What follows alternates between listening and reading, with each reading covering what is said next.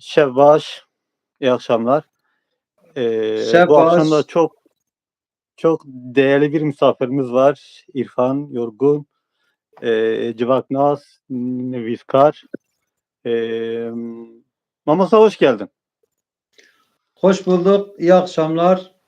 Şehbaz, şavaşma hayır bu. Şimahera. Ben çok fazla bilmediğim için bazı şey olursa af istiyorum arkadaşlardan. Hocam bu akşam Orta Doğu'ndaki bu küresel ve benzeri hani daha sen bize açarsın bu konuyu.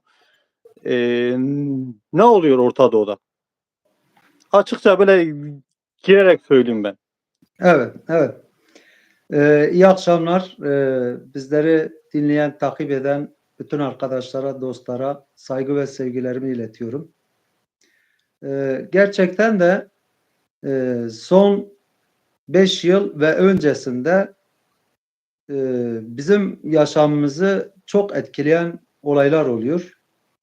İşte e, kimisi bu bütün yaşanan şeyleri işte Armageddon savaşları olarak değerlendirenler var. Üçüncü Dünya Savaşı olarak değerlendirenler var. Mezhepler savaşı, medeniyetler çatışması olarak değerlendirenler var. Yani yaşanan olayları herkes bir açıdan anlamaya çalışıyor, anlam vermeye çalışıyor. Tabii bu doğal bir tepki. Yaşananlar gerçekten artık günübirlik güncel yaşamımızı etkiliyor. İstemlerimizi, beğenilerimizi, hayatımızı, toplumdaki ilişkileri bütün boyutuyla bizleri etkiliyor. Ve doğal olarak bizim de bunu anlamamıza dönük birçok soru, merakla yaklaşmamız da çok doğal.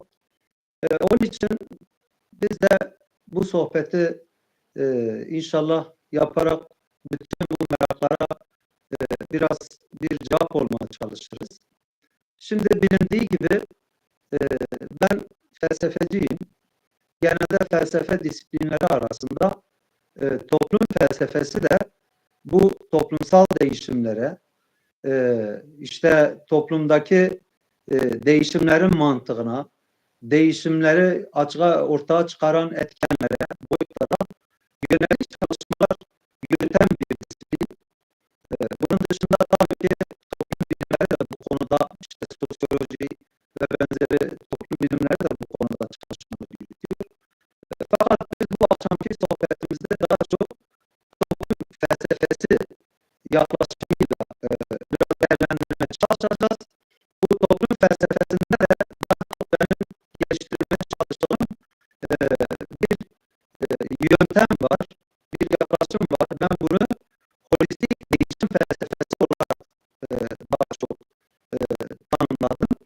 Ve bu yönteme göre Değişim felsefesi değil mi? Holistik değişim evet, felsefesi. Evet. holistik değişim felsefesi. Holos bilindiği gibi İngilizce'de bütünsel ve çok boyutlu bakış demektir. Tabii ki bütün bu yaşanan değişimlere bütünsel ama aynı zamanda çok boyutlu bakmanın yöntemi olarak aslında bu holistik değişim felsefesini geliştirmeye çalışıyoruz. Tabii ki toplum felsefesi disiplini içerisinde. Şimdi biz de bu olayları bu bakışla değerlendirmeye çalışacağız.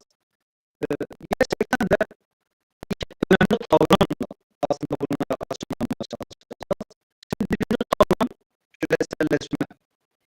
Yani son 50 yıldır gerçekten bütün dünya toplumlarını, bütün dünya uluslarını ilgilendiren bir küreselleşme olayı var. Ve bununla birlikte son işte özellikle 10 yıla geliştirilen bir kavram vardır. Neoliberalizm kavramı vardır. Şimdi biz de bütün bu işte dünya çapında yaşanan değişimleri bu iki kavram altında biraz tanımlamaya çalışacağız. Şimdi birinci kavramımız küreselleşme. Nedir küreselleşme? Şimdi küreselleşme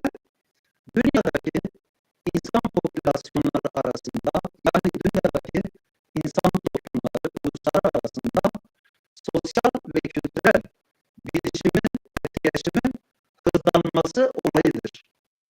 Bu etkileşim ne kadar hızlandıkça biz de o kadar diyoruz ki toplumlar arasındaki ilişki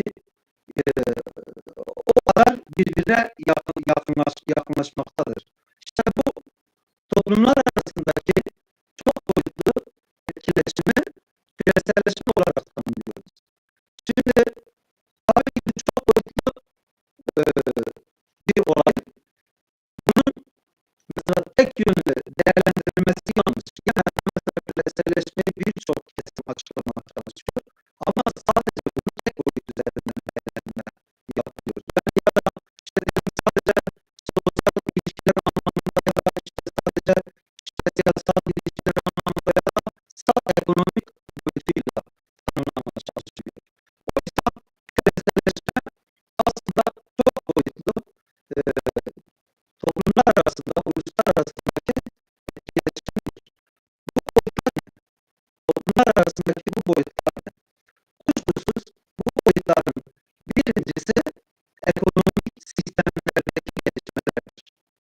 Küreselleşme, ekonomileri giderek birbirlerinden toplumlar arasında ekonominin giderek birbirleriyle daha fazla ilişkilenmesi olayıdır. Şimdi ekonomide en önemli boyut nedir? Ekonomide en önemli boyut teknoloji olayıdır.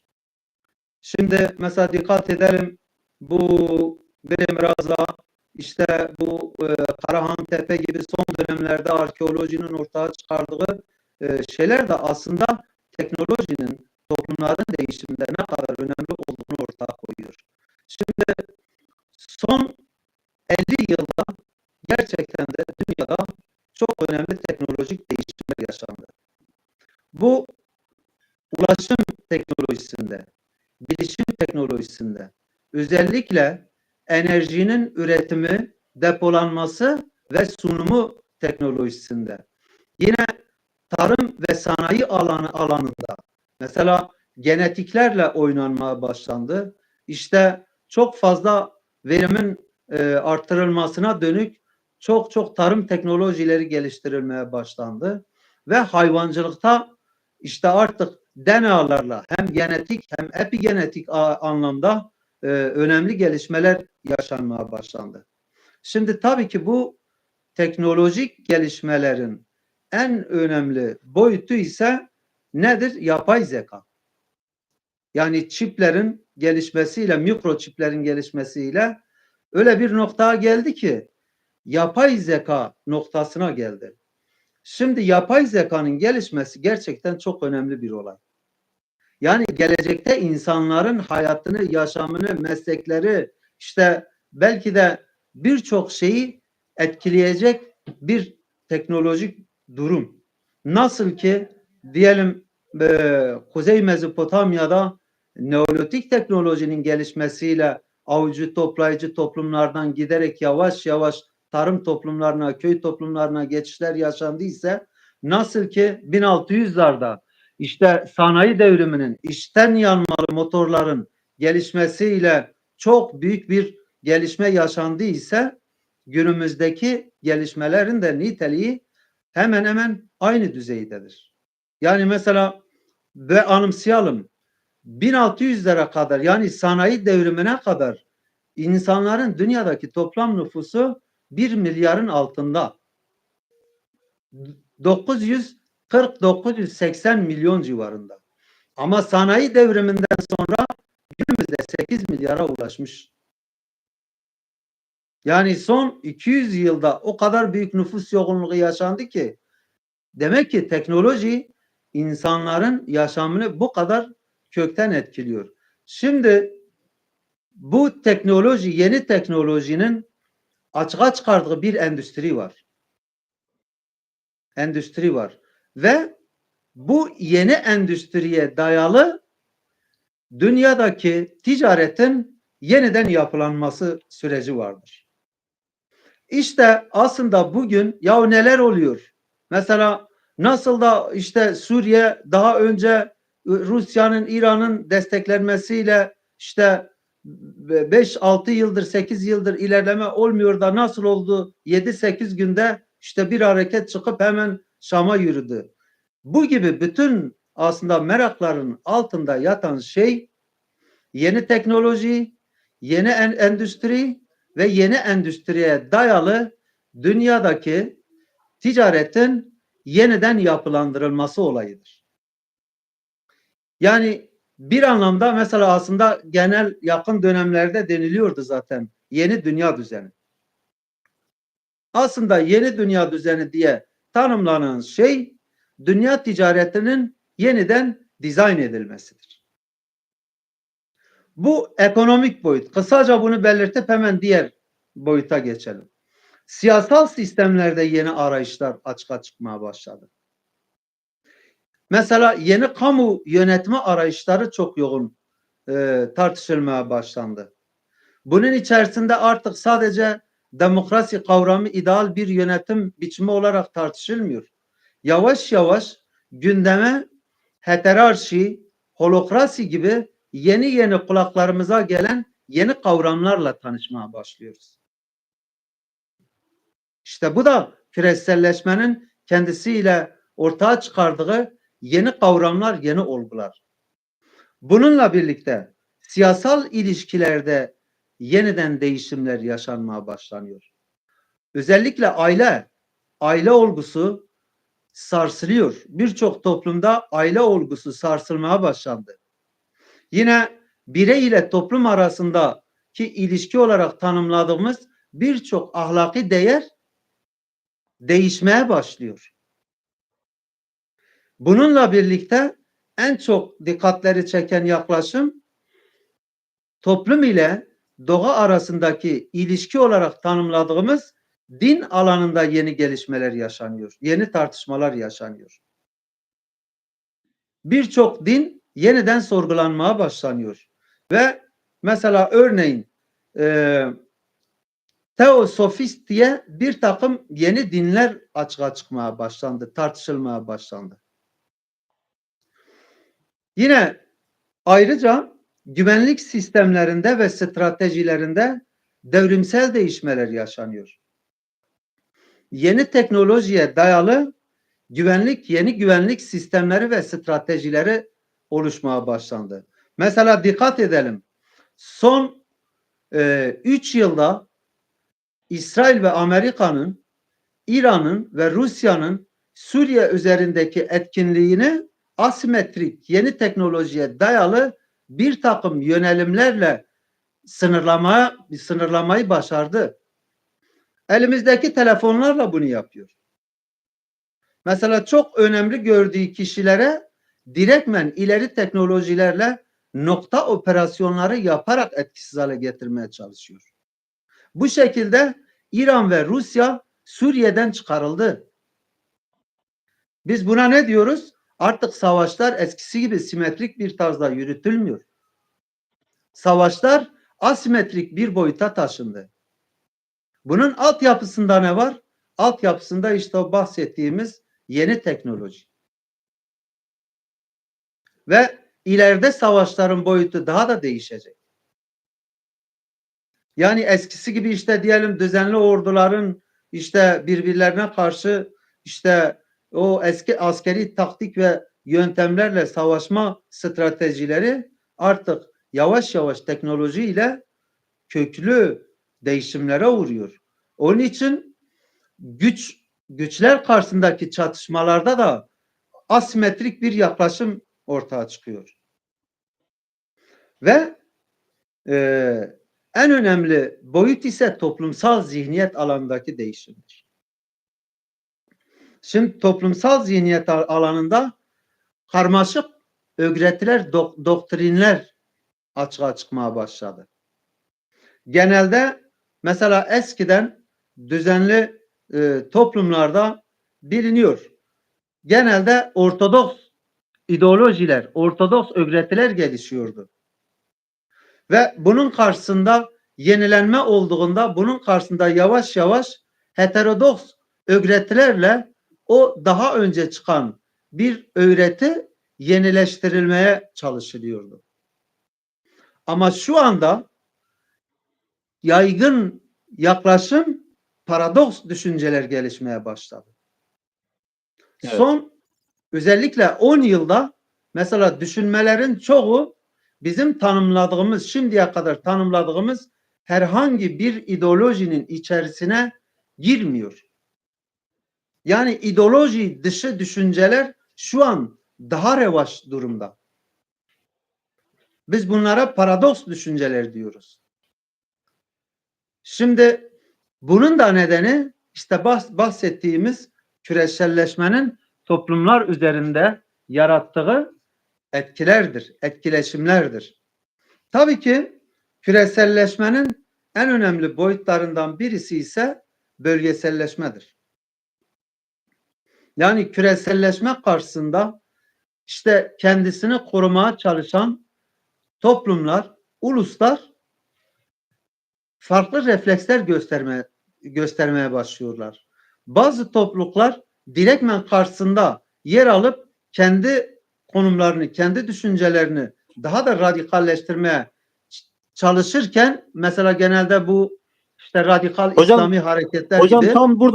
tam burada bir şey söylemek istiyorum. Yani inançlar, kimlikler kendini var etme şansı oluşuyor mu yani bu sistemin içinde? Şimdi kendini var etmenin koşulu aslında bu değişimleri anlamak, tabii çok boyutlu ve bütünlüklü anlamak ve bunun içerisinde en gerçekçi, en reel, en akılcı refleksleri göstermektir. Yani mesela geleneksel klasik refleksler işte diyelim o yerel grupların kendilerini var etme ya da kendilerini sürekleştirme davranışlarına yetmeyebilir. Zaten bu konuda mesela birçok ileride neoliberal değişimler sürecinde biraz daha değineceğiz. Örneğin mesela sadece bir örnek vereyim. Mesela Çin. Çin 19. yüzyılın büyük devrimlerinden birisinin yaşandığı bir yer. Ve nüfus olarak da işte 1 milyar 400 milyonluk bir ulus, bir devlet. Ne oldu? Çin büyük bir devrim gerçekleştirdikten sonra işte 80'lerde kendisini değiştirmek zorunda kaldı. Kendisini değiştirmek zorunda kaldı. Neden? Çünkü kendisini dünyada yaşanan bu küresel değişimler karşısında sürekleştirmenin zorunlu bir koşulu olarak işte bir takım açılımlar yapmayı kendisine zorunlu gördü. Yoksa mesela diyelim birçok diğer reel sosyalist devlet gibi dağılabilirdi. Mesela Romanya gibi. Mesela Yugoslavya gibi. Mesela Sovyetler gibi. Demek ki yani yereldeki grupların, yereldeki ulusların, yereldeki halkların aslında kendilerini var etmesinin bir koşulu önce dünyada, özellikle dünya derken de daha da somutlaştırmak gerekiyor. Wallstein şöyle bir tanım geliştiriyor. Mesela diyor ki dünya kapitalist sistemi tanımlamasını yapıyor. Güzel bir tanımlama aslında. Gerçekten de dünya kapitalist sistemindeki bu değişimler yerelde gelişmekte olan ülkeler, az gelişmiş ülkeler veya işte devletsiz halklar için aslında eğer bunu iyi anlarsa, eğer bu değişimlerin genel mantığını iyi anlarsa kendine göre bir konumlanma, bir pozisyonu geliştirebilir. Ama bunu anlamazsa, yani geleneksel eski yaklaşımlarla, eski mantıkla yaklaşırsa kuşkusuz ki mesela dünyada yaşanan birçok örnekte görüldüğü gibi çok da başarıya ulaşamaz. Başarıya ulaşmasının çok da şansı yok yani. Şimdi küreselleşme içerisinde en önemli olgulardan birisi neoliberal küreselleşmedir. Şimdi neoliberal küreselleşme nedir?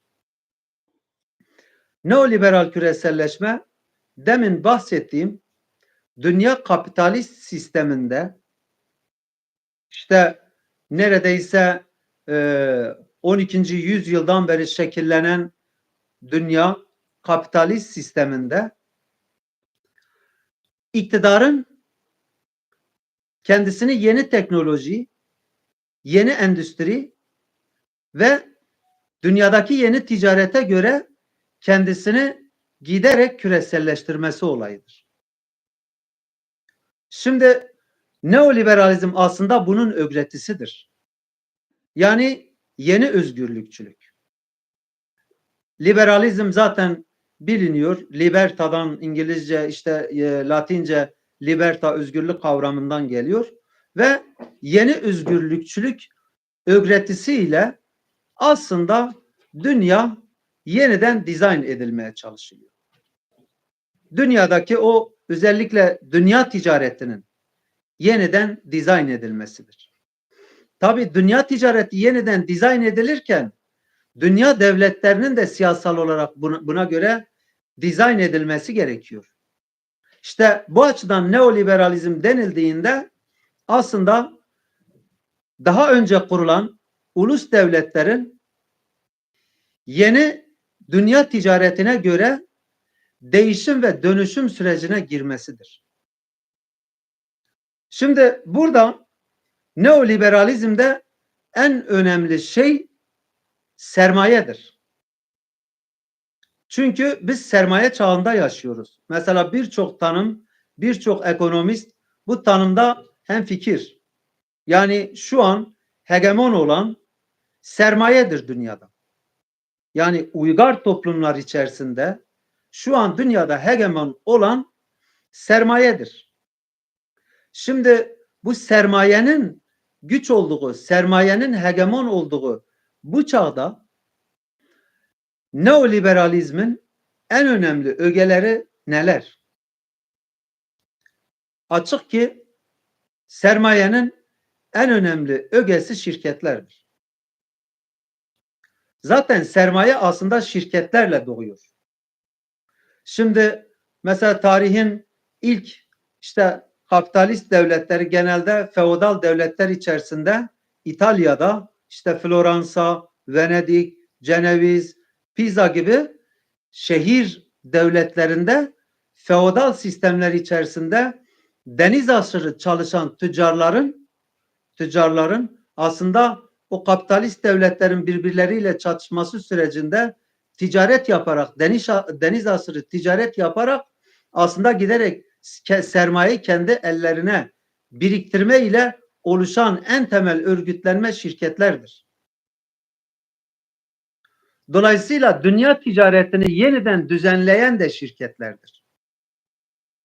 Fakat neoliberalizmle klasik liberalizm arasındaki fark ne? Şimdi kapitalizmin yani sermayenin ilk dönemi genelde ulusal ve uluslararası şirketlere dayalı bir sistemdir.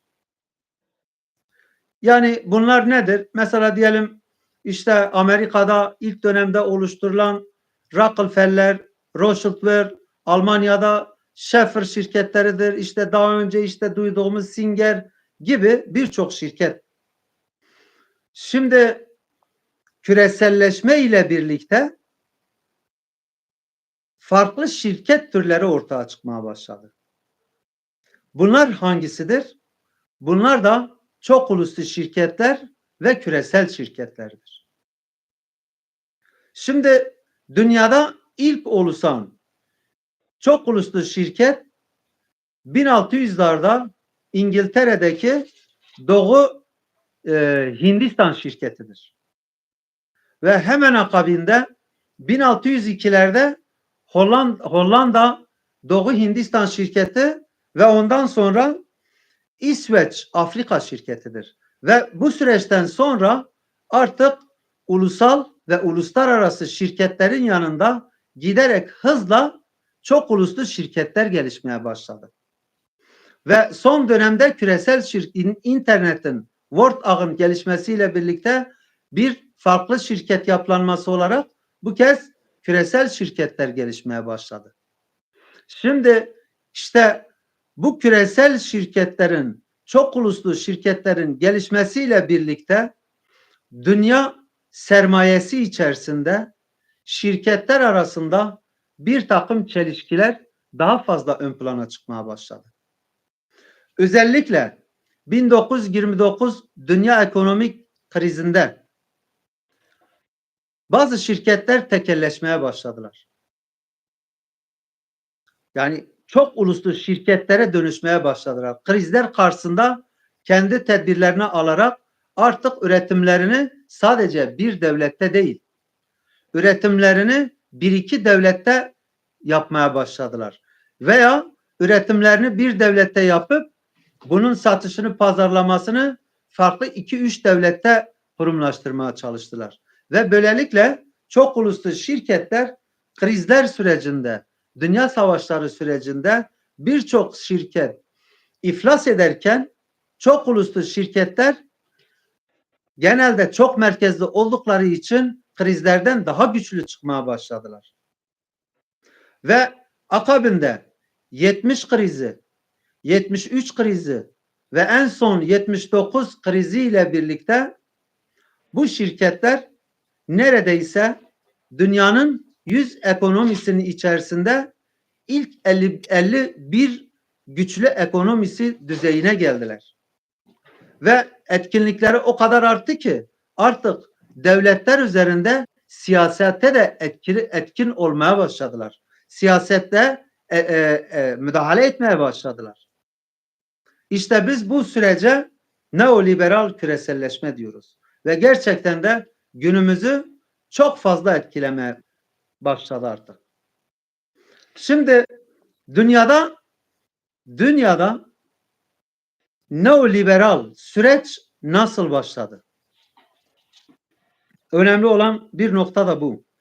Dünyada neoliberal süreç aslında 1979 ve 81 sürecinde başlatıldı. Dünyada 4 ülkede aslında bir anda başladı. Bu önemli 4 ülkenin birisi Amerika'da Ronald Reagan yönetimiyle başladı. İngiltere'de Margaret Thatcher yönetimiyle başladı. Çin'de Xiaoping ile birlikte başladı ve Türkiye'de Süleyman Demirel hükümetiyle başladı. Darbe öncesindeki Süleyman Demirel hükümeti. Yani o dönem ona kerhen milliyetçi cephe hükümeti deniliyordu. Şimdi dünyada bu 4 ülkede neoliberal sürece geçişin startı verildi. Bunun politikası ne? Neoliberalizme geçişin startı demek şu demektir. Var olan devletlerde devletin kamusal işletmelerinin özelleştirmelerle şirketlere satışının sunulması demektir.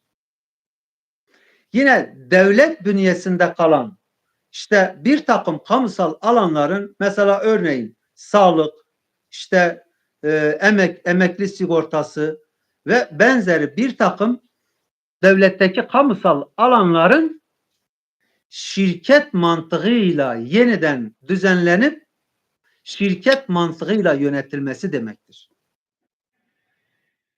Ve bu süreç gerçekten de bu devletlerin birçoğunda 80'lerden sonra başladı. Mesela dikkat edelim. Margaret Thatcher İngiltere'de bu süreci ilerletti. Ronald Reagan Amerika'da bunu yaptı. Hemen akabinde Kanada'da bu süreç gelişti. Ve ondan sonra Batı Asya'da bu süreç devam ettirildi. Ve Batı Asya'da aslında bu sürece ilk dahil olan devlet Türkiye'dir. Yani bazıları diyor ya işte Suriye müdahale Onu bir daha edildi. açar mısın hocam? Hocam onu bir daha bize açar mısın yani? Türkiye'nin o şekilde orada kalması, yani mesela sen dedin ya Süleyman Demirel'in öncesi ve sonrası. Evet. Süleyman Demirel gönüllü mü olarak da bu projenin içinde oldu? Şimdi bu genelde neoliberal dönüşüm sürecine genelde muhafazakar liberal liderler ve gruplar veya partiler bu süreci yürütüyor. Bütün dünyada bu böyle. Mesela dikkat edin, Margaret Thatcher ve partisinin, Ronald Reagan ve partisinin, işte diyelim Çin de aynı. Yani Çin daha önce sosyalist bir örgütlenme olabilir. Ama Xi Jinping kendi Çin'deki genelde işte muhafazakar ve liberal bir kişilikle aslında o açılımı yapmaya çalıştı. Keza aslında Sovyet Rusyası'nda Mikhail Gorbaçov da aynı refleksi gösterdi. Fakat Sovyet Rusyası'nda sonuçlar biraz daha farklı oldu.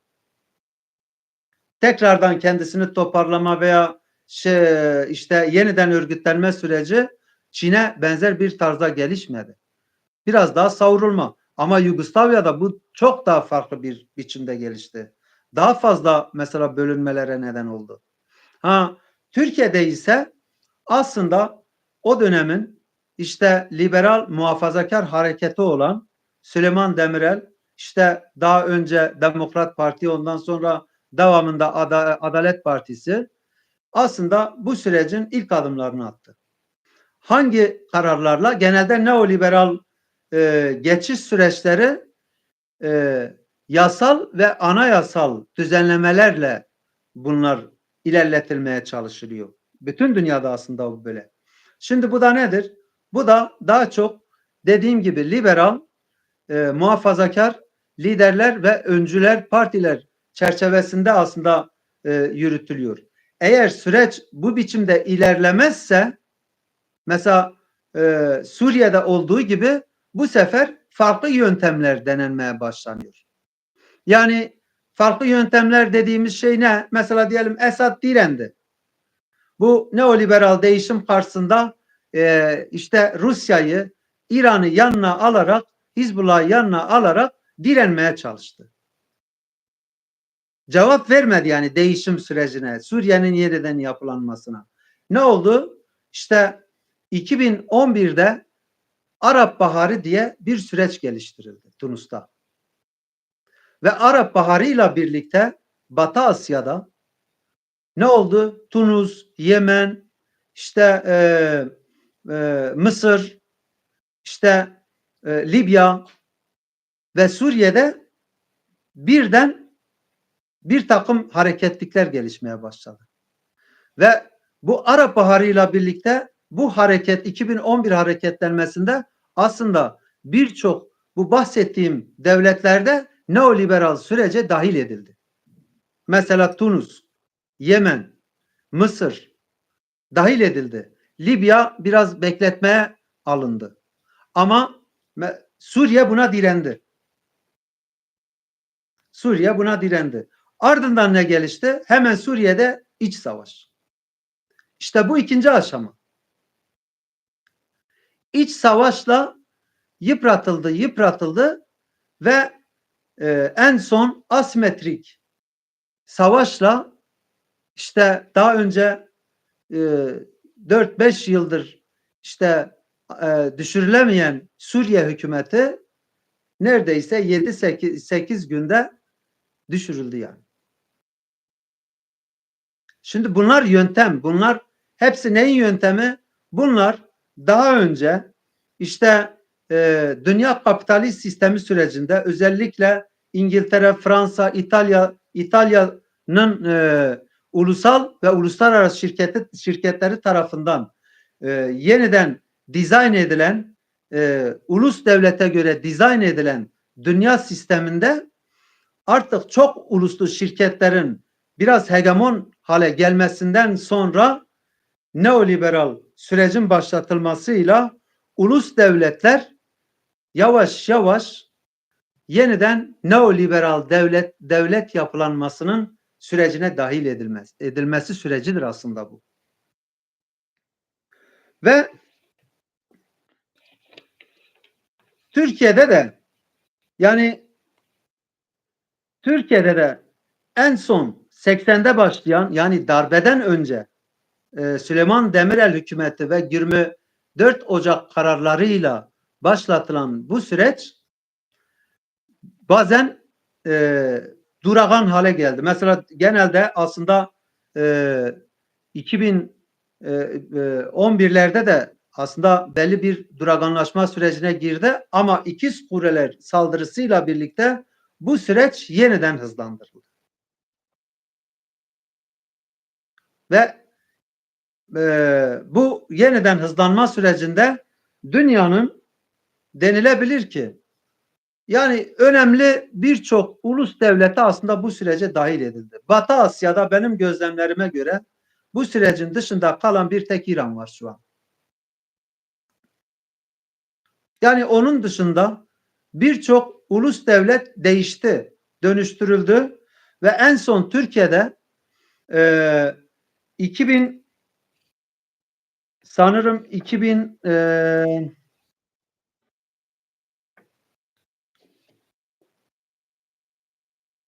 2017 referandumuyla kabul edilen Cumhurbaşkanlığı hükümet sistemi ve en son 9 Temmuz 2018 tarihinde yürürlüğe giren Cumhurbaşkanlığı hükümet sistemi ile birlikte aslında Türkiye Cumhuriyeti Devleti'nin de neoliberal yapılanma içerisinde yani tamamen bu süreç aslında önemli bir miktarda tamamlandı yani.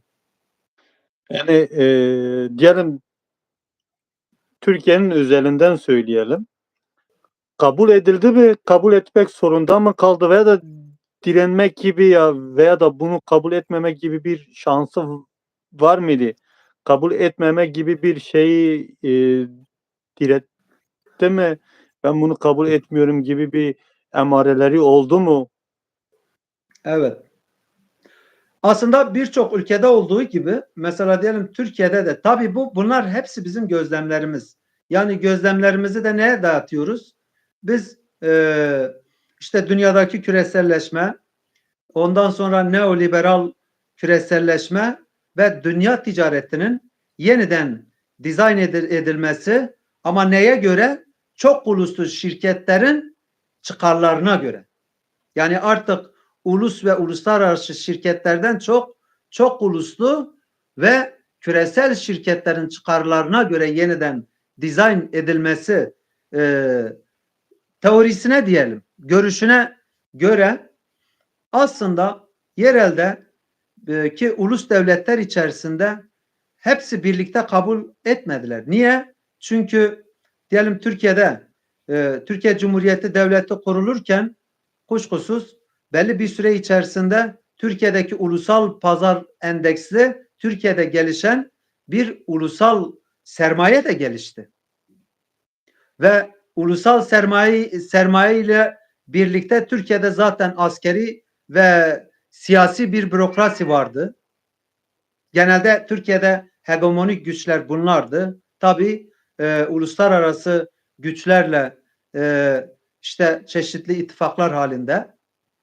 Şimdi bu sürecin işte çok uluslu şirketler lehine neoliberalizm öğretisi çerçevesinde yeniden dizayn edilmesi gündeme geldikten sonra aslında Türkiye'de de Türkiye sermayesi içerisinde de bir bölünme yaşandı.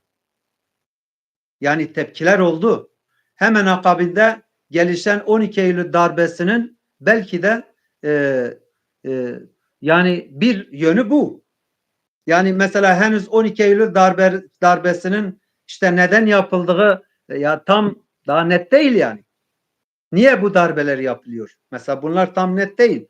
Ama bence aslında 12 Eylül darbesinin bir nedeni, belki tek nedeni olmayabilir.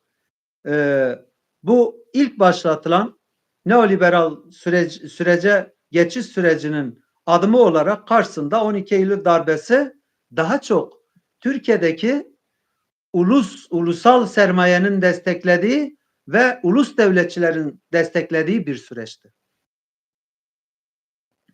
Ve ondan sonraki süreçlerde zaten Süleyman Demirel bu ilk süreci geliştirirken Turgut Özal'ı kendi müsteşar yardımcılığına atayarak bunu yaptı ve 24 Ocak kararlarının hazırlayıcısı Turgut Özal'ın kendisidir. ve daha sonraki seçimde Anavatan Partisi'nin işte bu liberal, muhafazakar, demokrat anlayış olarak dört görüşü kendi bünyesinde barındırıp işte tek parti halinde iktidara gelmesinin nedenlerinden de aslında birisi bu darbe ile kesintiye uğrayan sürecin tekrardan ilerletilmesidir. Ve bu süreçte yani şunu diyebiliriz, aslında en son referandum sürecine kadar Türkiye sermayesi kendi içerisinde, yani bu ulusal sermayeye dayalı örgütlenen kesimler ile işte giderek daha fazla mesela neoliberal süreçten yana olan kesimler arasındaki çatışma sürekli devam etti.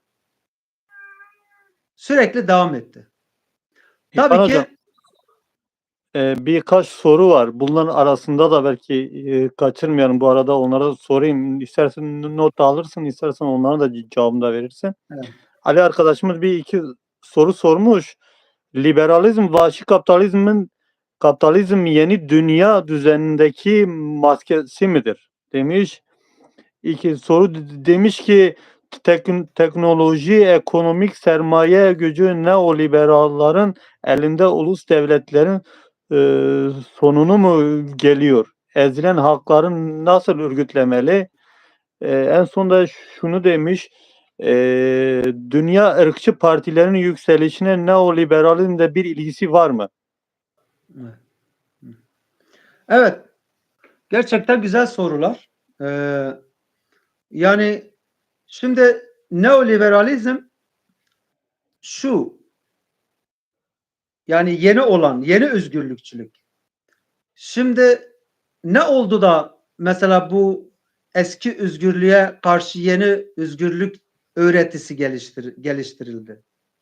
Şimdi daha önce mesela işte kapitalist dünya sistemi gelişirken ulusal ve uluslararası şirketlere dayalı olarak, tabii bunun siyasal biçimi de genelde ulus devletler biçimindeydi. Şimdi bunun genelde öğretisi neydi? Bunun öğretisi klasik liberalizmdi. Şimdi klasik liberalizmde yani özgürlükçülük, gerçekten özgürlük kavramı çok önemli. Özgürlük kavramı insanlar üzerinde tarih boyunca en fazla algı ve etki oluşturan bir kavramdır. Özgürlük kavramı.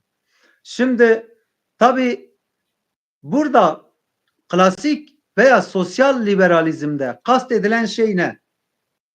Klasik ve sosyal liberalizmde aslında kastedilen özgürlük insanların özgürlüğü değil. Daha çok kastedilen sermayenin özgürlüğüdür. Ve sermayenin ya da dünya ticaretinin serbest rekabet ölçüsünde kendi kar sisteminin işletilmesi demektir.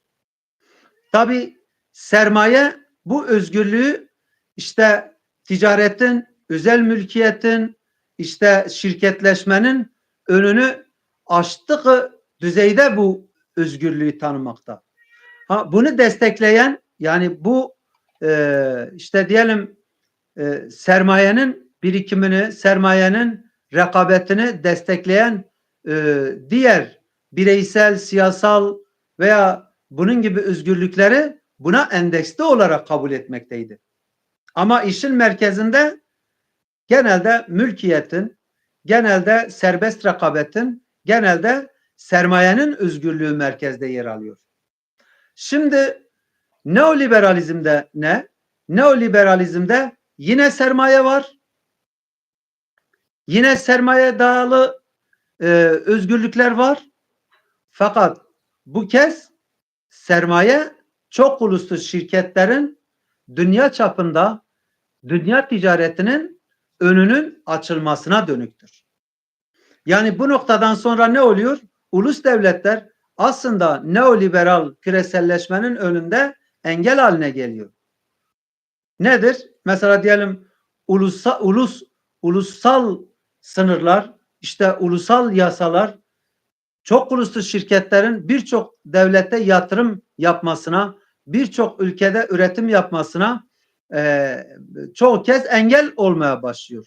İşte bundan dolayı o daha önce kurulan birçok ulus devlet dönüştürülerek, eğer dönüşmezse, direnirse çökertilerek yeniden yapılanmaya, yeniden düzenlenmeye dönük sürece dahil ediliyor. Yani burada yeni olan şey şudur.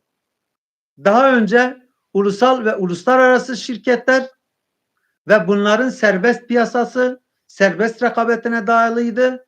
Neoliberal sistemde ise buna çok uluslu şirketler ve küresel şirketlerin dahil olması sürecidir. Yani fark bu. Şimdi gerçekten mesela bugün yaşanan şok edici birçok olayın da aslında nedeni bu. Yani mesela bugün Türkiye Cumhuriyeti biz toplum felsefesine göre, toplumsal değişime göre ilk 100 yılda kurulan Türkiye Cumhuriyeti değil yani. Niye? Çünkü ilk Türkiye Cumhuriyeti ulus devletti yani. Askeri siyasi bürokrasinin hegemen olduğu, ulusal pazar ve uluslararası şirketlerle ilişkiler kurulan bir ekonomik, siyasal ve buna dayalı gelişen bir sosyal sistem vardı. Yani bu sadece Türkiye'de değil, birçok dünyada bu böyleydi. Ama en son Cumhurbaşkanı hükümet sistemiyle birlikte Türkiye Cumhuriyeti'nin hem sermayesi hem siyasal biçimi değişti. Değişti yani. Belki ileride mesela bunu işte ikinci cumhuriyet tarzında tanımlayanlar da çıkabilir. Çünkü siyasal sistem ve sermayenin asıl aktörleri değişince oradaki iktidar ilişkileri ve sürekli de küreselleşmenin etkileşiminin yarattığı sosyal değişimler, sosyal yenilikler ister istemez yani ulus içerisindeki birçok değişimi de zorluyor artık. Ve küreselleşmenin, neoliberalizmin yansımalarının önemli bir sonucu gerçekten de bölgeselleşmedir. Bölgeselleşmedir. Yani gelişmekte olan ülkeler genelde bu küreselleşme ve neoliberal gelişme, değişimler karşısında aslında bölgeselleşerek cevap veriyorlar. Refleksleri bölgeselleşme yönünde oluyor. Şimdi mesela bu çok da diyelim akıl dışı ya da mantıksız bir durum değil yani. Şimdi sonuçta Evet. bütün bu çatışmalar içerisinde her ulus, her grup, her sınıf kendisini var etmek zorunda. Yani kendi özgürlüğünü korumak zorunda. Bahsettiğimiz toplum olabilmesi için gerekli olan işte ekonomik sistemini, siyasal sistemini, güvenlik sistemini, toplumsal zihniyet sistemini korumak zorundayım. Tam da bu Peki tam noktada da bu burada hocam. Buradan özür dilerim. Bazen rica girmem ederim. gerekiyor da Daha iyi demokratik oluyor, daha iyi oluyor. modernitenin bunun karşısında yapılandırmak veya da güçlendirmek gibi bir bakış açısına nasıl bakıyorsunuz? Şimdi yani şöyle bir durum var. Sermaye kendisini değiştirirken sermaye kendisini karakter olarak, kendisini siyasal olarak, hatta işte diyelim toplumların bütün diğer alanlarına nüksederek kendisini değiştirirken buna maruz kalan işte güçsüz, az güçlü diğer grupların da bir biçimde aslında kendisini ayakta tutma mücadelesi vermesi gerekiyor. Şimdi burada aslında kapitalist moderniteye karşı mesela toplumsal zihniyet alanında, yine siyasal yapılanmalar alanında, sosyal alanda bahsettiğim 5 boyutta, toplumsallaşma için gerekli olan 5 boyutta alternatifler üretmesi gerekir. eğer gerçekçi, mantıklı, reel alternatifler üretmezse kendisini var edemez. Yani özgürleşemez yani. Evet. Yani bu reel mantığın, bu bizim mesela diyelim biraz olaya felsefik, bilimsel bakış açısının gerektirdiği şey budur yani. Mesela diyelim biz bir olaya baktığımızda mümkün mertebe tutarlı ve mantıklı olan davranış neyse mesela onu ayrıştırmaya çalışırız. Şimdi bu süreçte dediğim gibi işte sürecin karşısında eğer duracaksan ona göre akılcı olmak zorundasın. Yok süreçten mesela diyelim rüzgarı arkana alıp kendini ayakta tutmak istiyorsan ona göre akılcı olmak zorundasın. Artık her grubun, hangi ulusun kendisine önüne koyduğu şey neyse ona göre bütün bu şeyleri dikkate almak zorunda. Yani. Dikkate almazsa ne olur? Ne olur? Dikkate almazsa aşılır. Yani bu Biraz da evet, özür diliyorum. evet. Biraz da hani mesela Orta Doğu merkezinden olaylara bakalım. Değişim ve dönüşümleri ele aldığımızda evet bazı göstergeler var şu an günümüzde, bazı dengeler değişiyor. Bazı kimlikler de yani kendi özgürlüğünü kavuşacağını böyle Orta Doğu'daki müdahalelerinden baktığımızda bunu görüyoruz. Bir öngörü olarak veya da öngörüden çok da çıkmış olmayayım. Bir bakış açını alalım. Yani Orta Doğu'daki günümüzde varacağı nokta neresi olur? Yani o resmi bize çizsen, hani diyelim bir iki üç yıl içerisinde Orta Doğu'nun şekilleneceği resim şudur diyebilme şansımız var mı? Şimdi onu şöyle diyelim. Mesela Orta Doğu'da ekonomisi güçlü olan devletler var. İşte gelişmekte olan devletler var ve ekonomisi zayıf olan halen mesela diyelim klasik olarak uluslaşma sürecini ulus devlet biçiminde gerçekleştirmeyen toplumlar var. Filistin gibi, Kürtler gibi toplumlar var. Şimdi şunu belirtmek gerekiyor. Şimdi Türkiye'de aslında neoliberal sürece geçiş önemli oranda yaşandı. Yani işte diyelim ulus devletçilerle neoliberalistler arasındaki bütün bu çatışmalar artık bir noktaya gelindi. İşte artık iktidarda denilebilir ki neoliberalist kesimler var. Artık Türkiye denilebilir ki ben mesela şöyle tanımlama yapıyorum. Korporatif bir devlet var şu an. Korporatif derken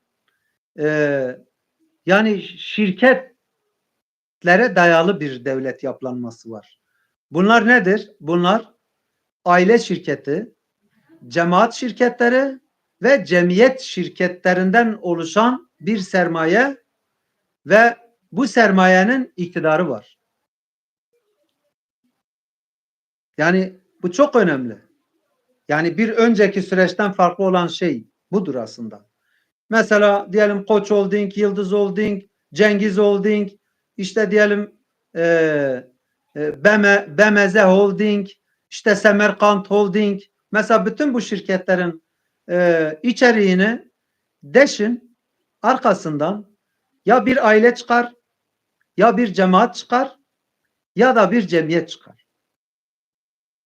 Dolayısıyla şu an Türkiye'de aslında bu süreç yani korporatif neoliberal sürece geçiş önemli bir oranda gerçekleşti.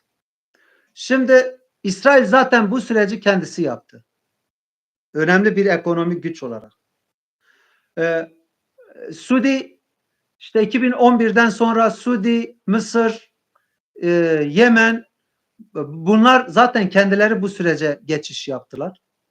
Libya henüz, yani aslında orada bu sürecin karşısında durabilecek güçler çökertilmiş, yeniden yapılanma sürecine bırakılıyor. Afganistan yine böyle bir durumda. Suriye'de yeniden yapılanma sürecine girildi. Suriye'de mesela genelde şu, bu uluslararası güçler Suriye'de aslında çok kozmopolit, yani hem din, işte mezhep, etnik farklılıklar çok olduğu için orada aslında bir federatif yapılanmayı öngörüyorlar. Yani oranın mevcut olan etnik, dini durumuna göre Suriye'nin yeraltı, yerüstü kaynakları yeniden bölüşülürken aslında bunlar dikkate alınarak aslında yeniden yapılandırılıyor. Yani olay aslında yeraltı, bir ülkedeki yeraltı, yerüstü kaynaklarının yeniden bölüşülmesidir. Paylaşılmasıdır. Şimdi bu paylaşımda daha çok bütün bu farklılıklar dikkate alınarak bütün bu farklılıkları işte federatif bir yapılanmayla yeni bir sisteme oturtmaya çalışıyorlar. Tabii buna bir takım güçler de itiraz ediyor. Mesela diyelim Türkiye itiraz ediyor. Niye? Eğer orada federatif bir yapılanma olursa orada önemli bir pozisyonda olan Kürtler orada bir yere gelecek. Onun için önerdiği şey ne? Önerdiği şey aynen Türkiye gibi üniter bir yapılanma olsun.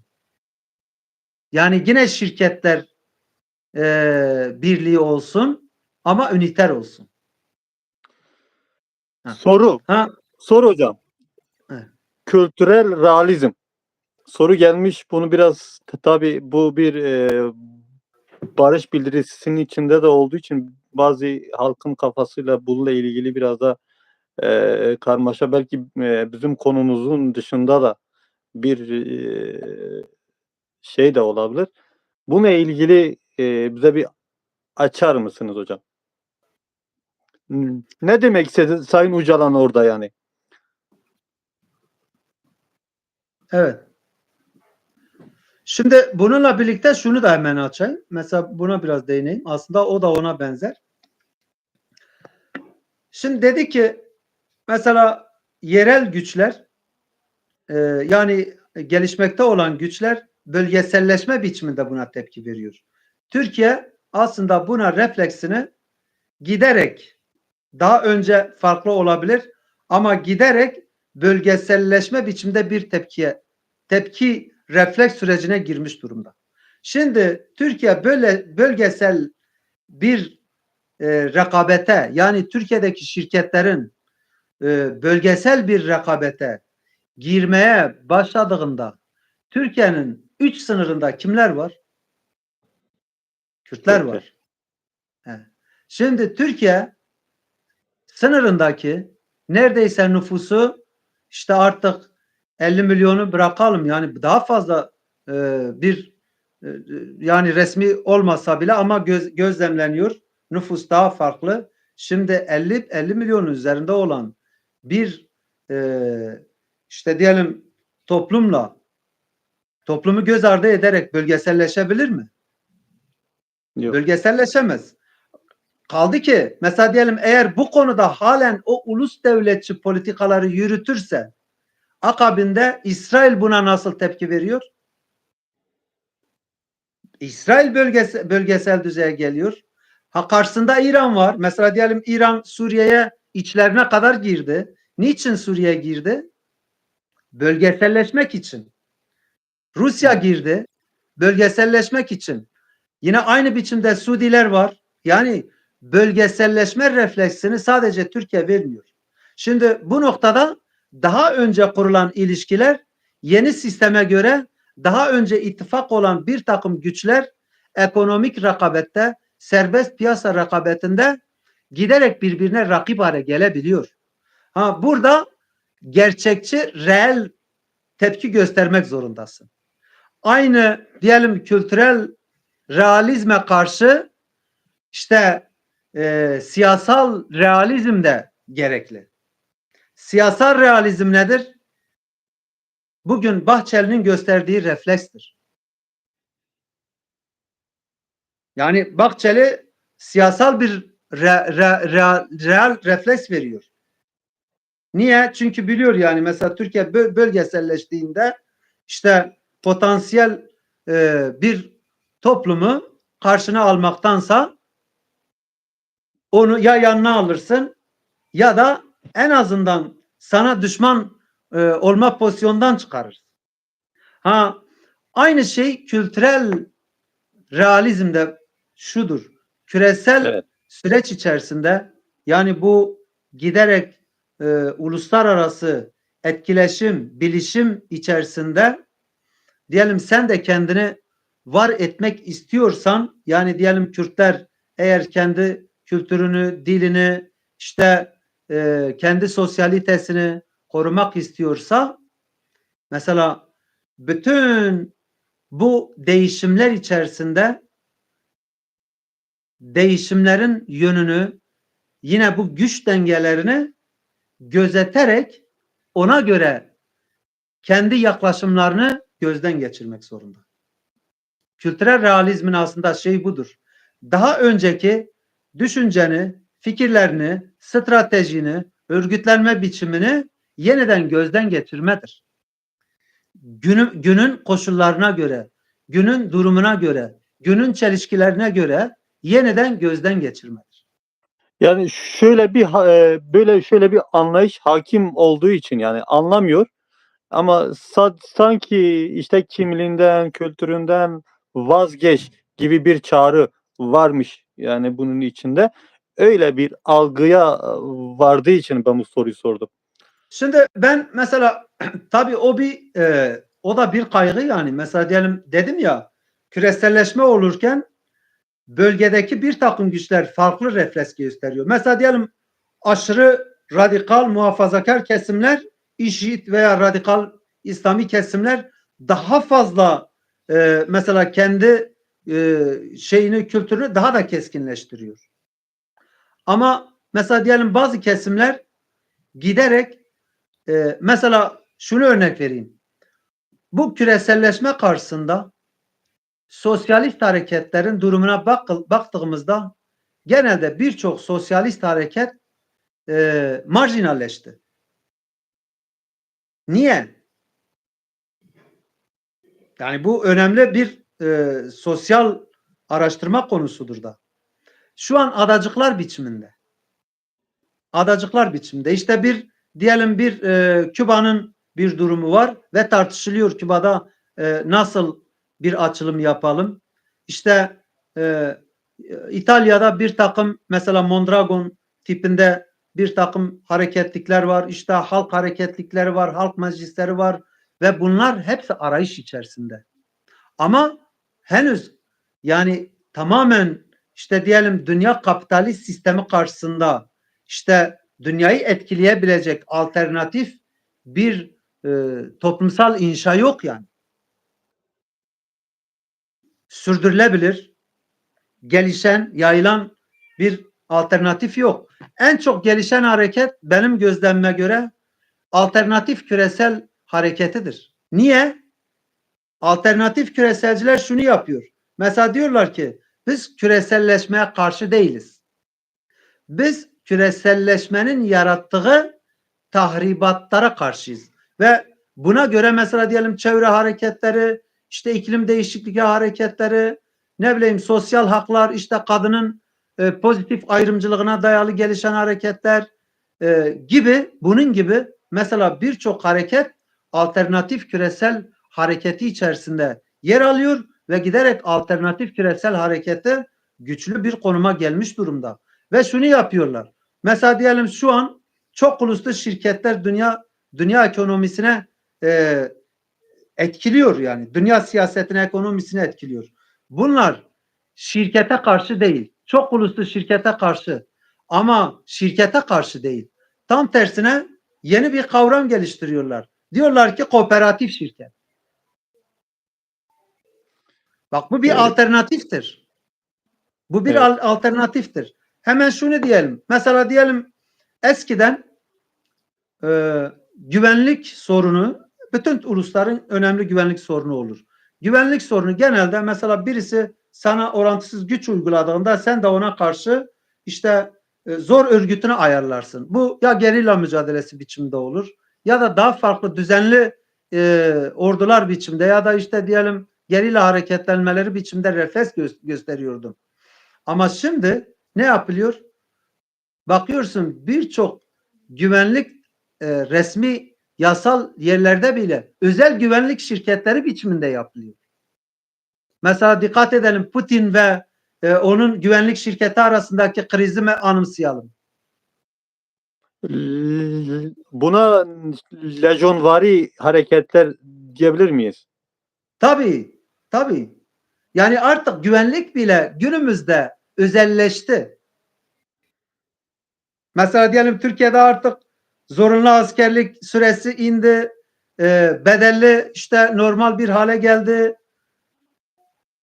Değişti yani. Eskiden mesela diyelim 2 yıl 18 ay yani herkes yapmak zorundaydı.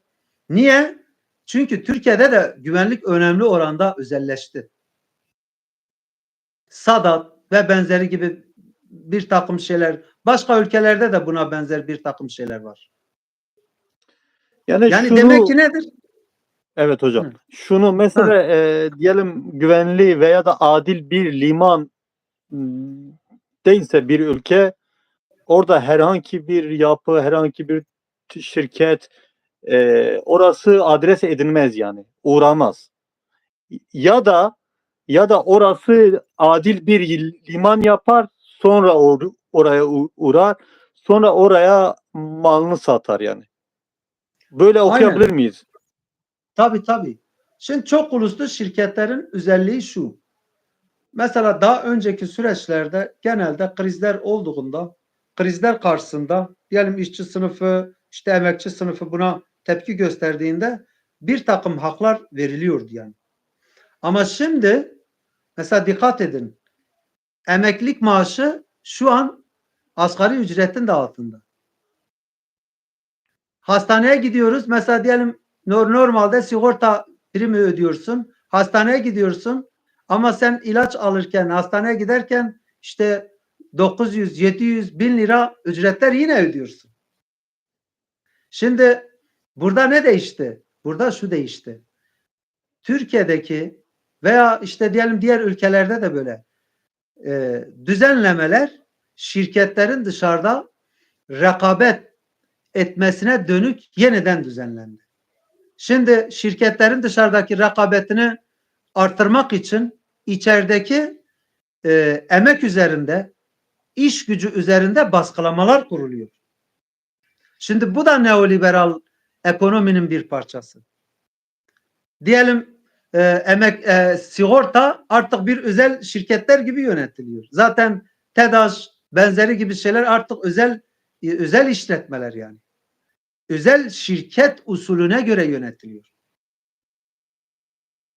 Ha, Evet. demek ki yani dünyada aslında bu ekonominin ticaretin yeniden düzenlenmesi herkesi artık önemli boyutta etkileyecek bir durumda ve gruplar, devletler, toplumlar, sınıflar kendisini bu yeni düzen içerisinde yeniden gözden geçirmek zorunda. Yeniden gözden geçirmek zorunda. Tam da bu noktada şunu söyleyeyim. Evet. Mesela bu süreçte Türkiye'de işte bir barış süreci geliştirilmeye başlandı. Evet. Yani Bahçeli'nin açıklaması, işte Sayın Cumhurbaşkanımız Erdoğan'ın açıklaması, Sayın Öcalan'ın çağrısı ve akabinde işte Sayın Selahattin Demirtaş'ın mesela özel yetkiyle aile izninin verilmesi gibi daha önce hiç tahmin edilmeyecek bir takım yaklaşımların günümüzde geliştirilmesi aslında arka planı dünyadaki bu küreselleşme, neoliberal yeniden düzen ve bu düzen karşısında devletlerin kendilerini, çıkarlarını, işte güvenliklerini yeniden gözden geçirerek buna göre yeniden pozisyon almalarının bir sonucudur. Tabii ki mesela diyelim dünyadaki devletler bu konuda kendilerini gözden geçirip yeniden yapılandırırken Kürtler bu konuda ne yapacak? Şimdi Kürtler ulus devletler kurulurken tarih eğer okunursa zaten görülür. 1916'da Sykes-Picot Anlaşması'nın bir gereği olarak aslında Batı Asya'da İran Şahlığı, Osmanlı İmparatorluğu, işte Avrupa'da Avusturya Macaristan İmparatorluğu yıkılıp yerine ulus devletler kurulurken Kürtler bu süreçte aslında işte kendi öncülerinin, kendi aydınlarının belki yetersizlikleri olabilir, dönemin ruhunu okuyamadılar ve bu ulus devlet yapılanması süreci içerisinde yer alamadılar. Bunun mutlaka birçok nedeni var. Tartışılıyor ve o da ayrı bir programın konusu. Evet, ama evet, en önemli şey zamanın ruhunu okuyamadılar. Şimdi bunun karşısında teslim mi oldular? Hayır. Aslında bunun karşısında tekrardan çok mücadele verdiler. Çok büyük trajediler yaşadılar. Çok büyük acılar gördüler ve denilebilir ki dünyadaki bu Sykes-Picot Anlaşması'ndaki Kürtlerin paralizasyonu statüsü bu dünyanın yeniden yapılanması sürecinde ortadan kalktı. Çünkü ulus devletleri yeniden yapılandı yani.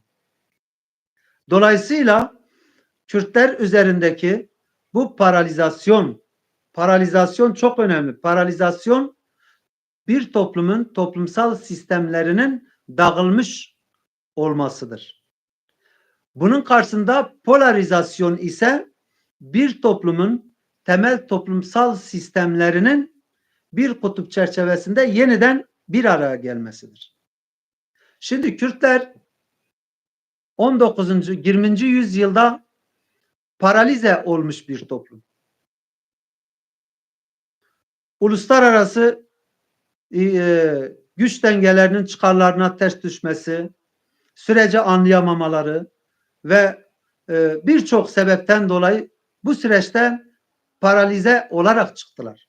Bunun karşısında biraz da Kürtlerin bulunduğu coğrafyanın jeostratejik coğrafik konumun gereği olarak da Kürtler aslında çok parçalı bir mücadele sürecine girdiler.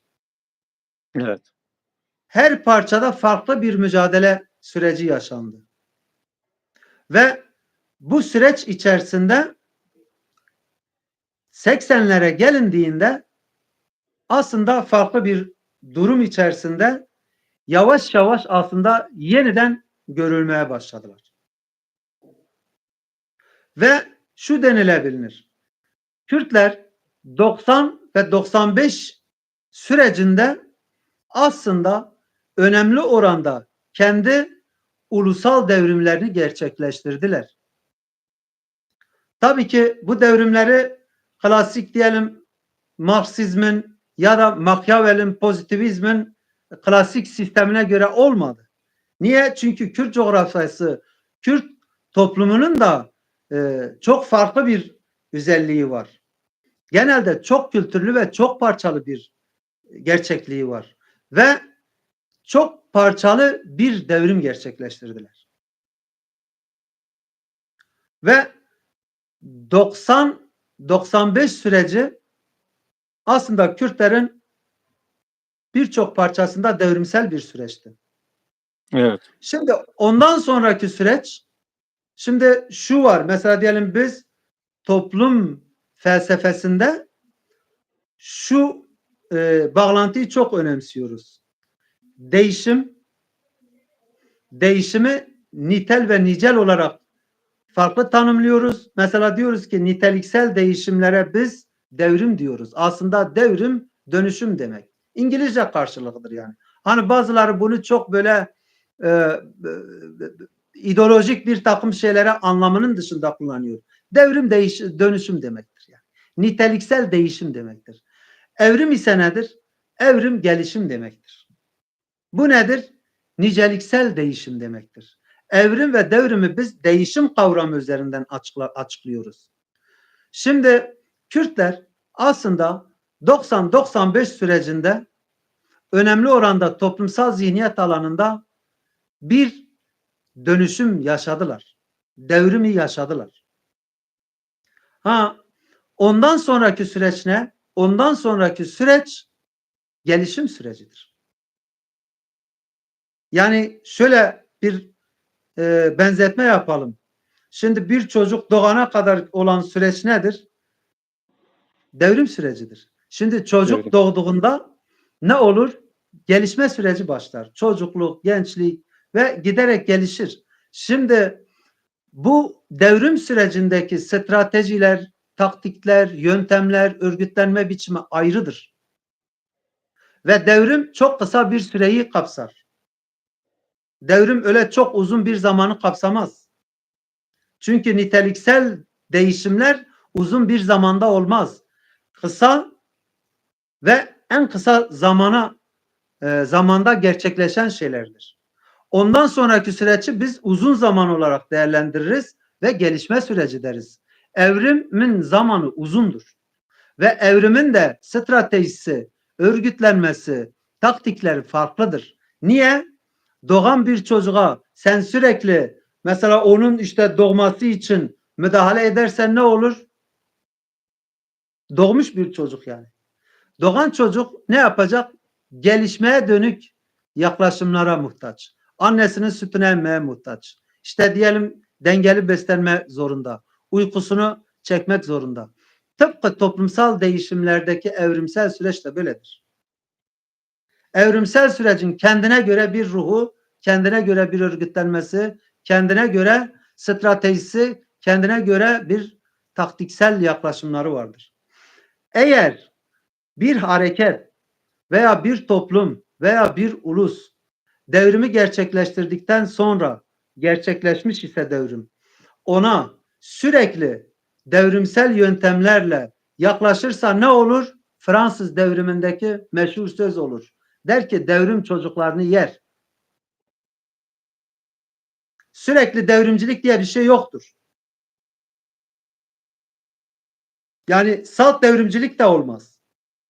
Yani rolunu bitirdiğinden yani ben bu çalışmanın rolü bitti, evet, burada kalmalısın. Ondan Bitmişse bitti sonraki diyeceksin. tabii ondan sonraki sürecin ruhu neyse ona göre hareket etmek zorundasın. Evet, Yani evet. ondan sonraki süreç nedir? Gerçekleşmiş olan bu çocuğu geliştirmektir. Dengeli, sağlıklı büyütmektir. Onun da ruhu ayrıdır yani. Hani biz felsefede şunu deriz. Deriz ki zamanın ruhunu anlamak. Zamanın ruhunu anlamayan birçok toplum, ulus aşıldı. Ya da dağıldı. Bu açıdan mesela Kürtlerin bu süreçte özellikle bu süreçte yapılan bu barışa dönük yapılan bu girişimlerin hepsi anlamlıdır, tutarlıdır ve olması gerekenlerdir. Roller ve misyonun değiştiğine inanıyor musun? Mesela hani bu müdahale ve bu Orta Doğu'ya yapılan bu operasyondan sonra roller ve misyonlar ve aktörlerin değiştiğine inanıyor muyuz? İnanmalı mıyız?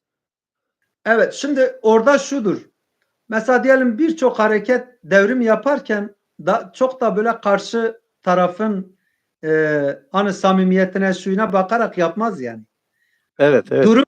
Ortada bir durum vardır ve o durumdan kendine vazife çıkararak bunu yapar. Yani mesela diyelim işte Rusya'daki devrimsel süreçler, işte diyelim Yugoslavya'daki devrimsel süreçler ya da işte diyelim başka Vietnam'daki, Küba'daki devrimsel süreçler nasıl gelişti? Durumdan vazife çıkarılarak yapılan şeylerdir. Şimdi bugün de böyledir. Yani bugün de mevcut olan durumdan vazife çıkarılarak bir refleks göstermek, ona göre kendisini yeniden gözden geçirmek daha çok o grupların, o toplulukların kendisini esas alarak hareket etmesi daha doğru bir yaklaşımdır. Tabii ki mesela diyelim karşı tarafın da kendine göre, kendi çıkarları gereği onların da eğer bu sürece cevap vermesi her iki tarafı da daha olumlu bir noktaya getirecektir gelecekte. Şimdi bu mantıklı bir yaklaşımdır. Ama %100 karşı taraftan böyle bir beklentiye girmek çok doğru bir yaklaşım değil bence. Yani bugünkü verilen şeyler olumludur, pozitiftir. Yani mesela diyelim şöyle bir durum diyelim. Van'a atılan kayyumlar, diyelim işte bu DEM Parti'nin son seçim sürecinde elde etmiş olduğu belediyelere atılan kayyumların gerekçesi nedir? PKK'ya Gerekirse. üyelik, yardım, yataklık temel gerekçe budur. Evet, evet. Şimdi diyelim süreç ilerledi. İşte önümüzdeki süreçlerde PKK kalkıp kongresinde kendisini feshetti. Şimdi Evet. peki bütün uluslararası kamuoyu, Türkiye'deki kamuoyu da diye daha önce sen temel gerekçen buydu ama şimdi bunlar yok, feshedilmiş. Bak bu kararın yani henüz uygulanmaya girmemiş olması bile Türkiye'deki siyasi birçok şeyi değiştiriyor. Ve bence benim kanım, ben bir toplum felsefecisi olarak aslında bu yaklaşım Türkiye'de daha fazla siyasetin önünü açıyor.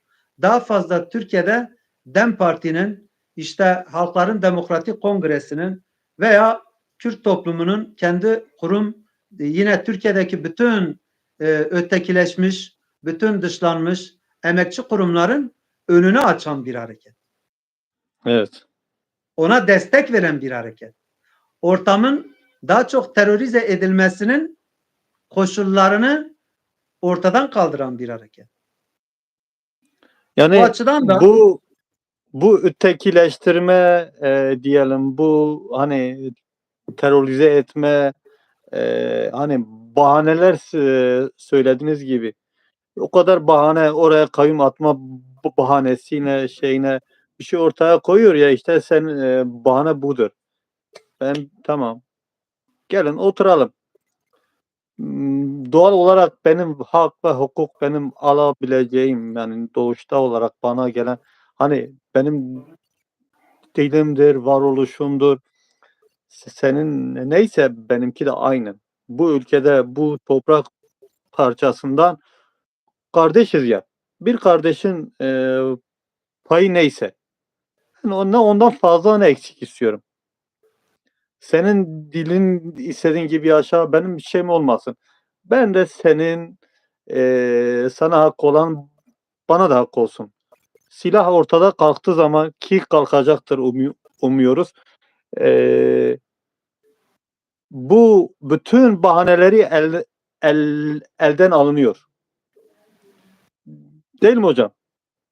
evet, yani bu gerçekten de Türkiye'deki yani işte 1926 süreçler, 25 süreçlerinden beri oluşan siyaset iklimini değiştirecek yani. Bunun mutlaka etkisi olacak yani. Hem kısa vadede hem uzun vadede etkisi olacak. Bu Evet. bence sadece Kürtler açısından değil yani. Türkiye'deki bütün gruplar açısından, bütün sınıflar açısından, Türkiye'deki işte diyelim iktidar açısından da aslında pozitif sonuçları vardır. Yani mesela diyelim çok da öyle iktidarı dışlayan bir şey de yok. Yani burada aslında bütün tarafların kazanma ihtimalinin yüksek olduğu bir dönem. bütün tarafların kazanmasının yüksek olma ihtimali yükseliyor. Umarım aslında herkes kazansın. Yani sadece mesela ben Kürt toplumunun da aslında bu konuda derin bir hoşgörü, derin bir empatiye sahip olduğuna inanıyorum. Yani Kürtler hiçbir zaman illa biz kazanalım, başka yerler kazanmasın diye bir yaklaşım içerisinde olmadı yani. Kürtler kendisine istediği bütün hakları, bütün Batı Asya, bütün dünya halkları, grupları, sınıfları için de istiyor yani. Onun için bu sürecin aslında iyi anlaşılması gerekiyor.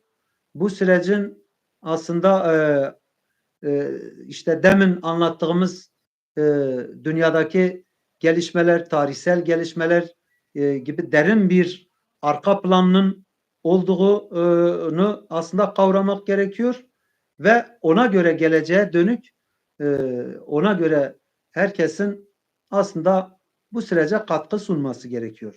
Şimdi burada şu önemli.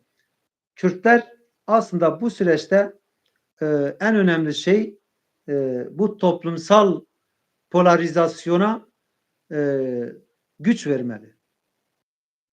Toplumsal polarizasyona yani paralize olmuş. Şimdi mesela diyelim Kürt toplumunun işte güvenlik sistemidir, sosyal sistemidir, işte siyasal sistemidir, ekonomik sistemidir, toplumsal zihniyet sistemidir. Bütün bu toplumsal sistemler konusunda kendince destek sunması gerekiyor ve bence Kürtlerin bu süreçten sonra en temel öncelikli sorunlarından birisi toplumsal polarizasyon sorunudur. Ben bu kavramı mesela bu tanımlamayı geliştiriyorum. Çünkü diyorum ki 20. yüzyılda paralize olan bir toplumun günümüzde en önemli sorunu tekrardan polarize olmasıdır. Ve bütün bu değişimleri, bütün bu yaklaşımları pozitif, öz eleştirisel aslında yaklaşımlarla güçlendirerek aslında bu süreci kendisi açısından verimli hale getirmesidir. Yani bunu yaparken de öyle diyelim şu açıdan değil, işte şuna zarar verelim, buna zarar, yani çok böyle komplo teorileriyle, yani ne bileyim, bunların hiçbirisine aslında gerek yok. Önemli olan ya da diyelim kibirle, yani bir işte silahlar bırakıldı, her şey bitti. Hayır, ya da geçmişte niye böyle bir yöntem izlendi, bundan sonra niye bu yapılıyor? Olabilir, birçok hatalar çıkmış da olabilir. Var ki, mutlaka vardır. Yani diyelim bizim DEM Parti'nin siyasetinde de bir takım hatalar olmuş olabilir. İşte ya da diyelim diğer hareketler içerisinde de bir takım hatalar olmuş olabilir. Ama hatalar pozitif, öz eleştirisel yaklaşımlarla düzeltilebilir yani. Yoksa yıkıcı eleştirel yaklaşımlarla hiçbir halk gerçekliğe kendisini yakınlaştıramaz. Bu Türkiye halkı için de böyledir. Bu Türkiye devleti için de böyledir. Bu Türkiye'de yaşayan diğer halklar için de aynı şey geçerlidir yani. Pozitif, öz eleştirisel yaklaşım herkese kazandıran bir yaklaşımdır. Evet hocam. Şimdi, Hocam yavaş yavaş sona gelmeye geldik, öyle söyleyeyim. Bir 3-4 dakikamız var. Bize en son son cümlelerini alsak böyle. şimdi önemli olan şey şudur. Yani dediğim gibi küreselleşme süreci, bu küreselleşme sürecinin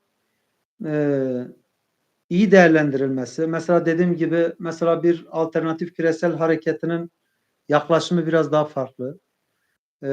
Yine neoliberal yapılanmalarda aynı biçimde yani çok boyutlu ve bütünsel düşünme her zaman en gerçekçi düşünme biçimidir. Onun için mesela ben kendimce diyorum ki işte holistik değişim felsefesi. Yani pozitivist yaklaşımlar, işte bundan önceki yüzyıllarda geliştirilmiş olan bir takım işte diyalektik tarihsel materyalist yöntemler, yine toplum bilimlerinin geliştirdiği birçok yöntem var. Şimdi bu yöntemlerin tamamı yanlış değil. Ama bu yöntemlerin yetersizlikleri var, eksikleri var. Niye? Çünkü günümüzdeki teknik, teknoloji, insanların bilişim düzeyi çok farklı. Yani biz bundan 100 yıl önceki gibi davranamayız yani. Onun için gerçekçi olmak gerekiyor, mantıklı olmak gerekiyor ve gelişmeleri de bu çerçevede değerlendirip pozitif olan gelişmelere e, e, aydınların, özellikle bilim insanlarının, özellikle felsefecilerin, özellikle sanatçıların e, destek vermesi gerekiyor. Evet hocam. Şu andaki süreç aslında bize bu sorumluluğu dayatıyor. Bu konuda herkes elinden gelen çabayı gösterirse biraz coğrafyamızda barışın, huzurun, işte onurlu bir yaşamın belki de işte inşa edilmesi daha kolay olur. Evet hocam. Hocam şunu da sorayım, izleyicilerimize sorayım. İrfan Hoca'yı ve İrfan Hoca'nın kanalını takip etmenizi isteyeceğiz. Holistika Channel kanalı var hocamızın. Çok verimli ve çok değerli bilgileri hocamızdan alabilirsiniz. Çalışmaları, değerli çalışmaları var. Bundan o çalışmaları faydalanmak ve o bilgiyi, o yararlanmanız için kanalını takip ve abone olmanızı sizden rica edeceğiz. Hocam yavaş yavaş programın sonuna geldik. Ben bir iki cümle benim sorum olsun bunu da. Örgütlemek yani ne olursa olsun Kürtlerin kendi içinde örgütlemelidir ve bir olmalıdır yani. Bir olduğu zaman yani başarılı olursun. Beşiye kurdacı gotun. Ben Kürtçe söylemesem kendimi rahat edemiyorum. Özür diliyorum hocam. Ya, tabii tabii. Kuhun nevin yek, hune herin yek bir yek yani. Ev gotun ki de gereci kurdar ve vekive slogan, vekive duruşma. Ji bo wê yekê divê berî her tiştê em qetandina di nava xwe de em perçe bikin. Em werin gel hev, em çawa dikarbin Kurd werin gel hev. Wê demê em dikarin hinkî tişta dest bixin. Yani ewilî Kurda ji hev perçe dikin, dûra dibêjin werin mafê we.